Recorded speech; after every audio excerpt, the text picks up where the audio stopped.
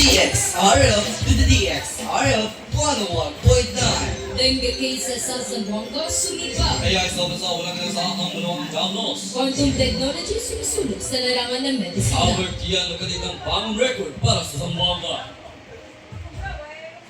DXRF 101.9 Sulong Balita. Magandang umaga Pilipinas, buenos dias, Ciudad de Zamboanga. Balitang puro at walang kasinungalingan. Ito ang mas pinatipid, mas nilakas at mas eksplosibong pagbabalita. DXRF to the DXRF 101.9 Sulong Balita. Estasyong walang inaatrasan, walang pinurungan. Katotohanan laging hatid, makabuluhang mga balita ang tanging bitbit. Ako ang inyong number 1 na si Alatin naman. Sa bawat balita hatid, ang katotohanan at impormasyon. Ako naman si Rian Dapat Lopez ang inyong anchor 2. Ang maganda kami iyong kasama. Tunay makabuluhan na mga balita sa DXRF 101.9. Para sa balitang lokal, dengue sumiklab sa Zamboanga City. 12 patay maging 1,200 kaso na itala. Narito si Precious Aguilar para sa detalye. Kinento na ang dengue outbreak sa Zamboanga City matapos may talang 12 namatay at mahigit 1,200 ang kaso sa 39 na barangay. 1,500% pagtaas kumpara noong nakarang taon. Ang mga barangay na may pinakamataas na bilang ng kaso ay ang Calarian, Santa Maria, Talon-Talon, Ayala at Puti. Hinimok ni Mayor Kaimer Olaso at ng mga opisyal ng kalusugan ang lahat ng sumilong 5-year strategy. Manatiling malinis at ligtas sa Zamboanga. Ako si Precious Aguilar, nagbabalita. Salamat Precious para sa balitang national AI sa Pilipinas. DepDev, walang inaasahan na walang job losses. Para sa detalye, narito si Adilmar S. Bayusan.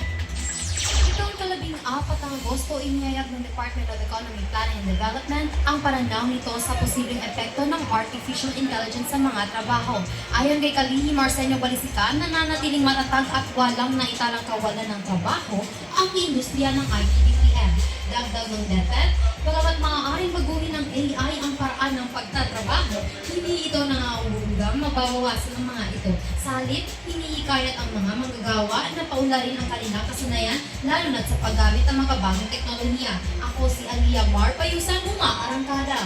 Manatiling naka at kabay dahil kakalasapa ang tunog ng DXRF 101.9 Sulong Balita. Magbabalik pa ang inyong kanalan pagkalipas ng ibang paalala. Ay, nakatulog! Deadline na mamaya. Pasahan daw 12 a.m. Pero ipapasa ko 11:59. ChatGPT, bestie, abag. Sagutin mo nga itong assignment ko. Oops. Ay nako, Ria. Alam mo ba ang AI na hindi ginagamit sa katamaran? Life check. Ay, pero shortcut pag-iisip. Gamitin lang ang maayos, ngunit wag abasuhin. So, parang calculator? Exactly, tinutulungan ka niya pero ikaw pa rin ang may final answer. At bagong lahat, syempre, fact-check muna. Hindi porket sinabi ng AI, true na agad. Lulu is not so lulu. Kaya mga kabataan, gamitin ng AI ng mga panuri. Hindi lang prompt ng prompt. Hindi rin delulu ng delulu. Prompt smart, think smarter.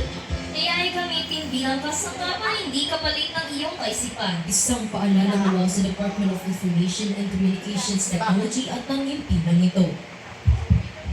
Ang oras ay ganap-galas 3 ng hapon. Nagbabalik ang DXRF 101.9. At para sa balitang international mula teknolohiya patungong gamot, quantum computing kagabay sa pananaliksik. Narito si Faye de la Peña para sa detalye. Isang bagong hakbang sa teknolohiya at medisina ang isinulong ng Senado at University of Alberta sa Canada para gamitin ang quantum computing sa pagtuklas at pagdidisenyo ng mga gamot. Ang layo ng proyekto ay pagbuo ng quantum algorithms para masuri ang mga photosynthesizers, mapapangin nila activate ang liwanag at ginagamit sa treatment para sa cancer. Layunin nilang gamitin ang quantum computing upang mas maunawaan ang light matter interactions na maaaring makatulong sa mas epektibong gamma ray treatments. Ako si Faye de la Peña, nag-uulat. Salamat Faye at para sa balitang pampalakasan, Albert Ian bagong record para sa Zamboanga. Narito si Ryder M. Concepcion para sa detalye. Outgoing din ko, tatlong hataw para sa Pilipinas. Matapos lumalahi ni Albert Ian de los Santos ang 70kg Junior Division sa Tashkent, Uzbekistan. Bagong Asian at World Junior Records kanyang itinapa. 141 sa snatch, 120 sa clean and jerk at 321 kilo. Susunod naman ang 20th Asian Games sa Nagoya, Japan. Bagong hamon, bagong hataw. Ako si Ryder Concepcion, umahataw sa balitang pampalakasan. At yan po ang mga balitang aming naglap sa loob at labas ng bansa. Muli ako si Latapat Lopez. At tulungan si ano din naman na. Ito ang DXRF to the DXRF 101.9 101.9 Radio. Tagapagpahatid ang katotohanan. Tunay sa impormasyon DXRF 101.9 Buenos Dias, Ciudad de Zamboanga. at sa araw Pilipinas.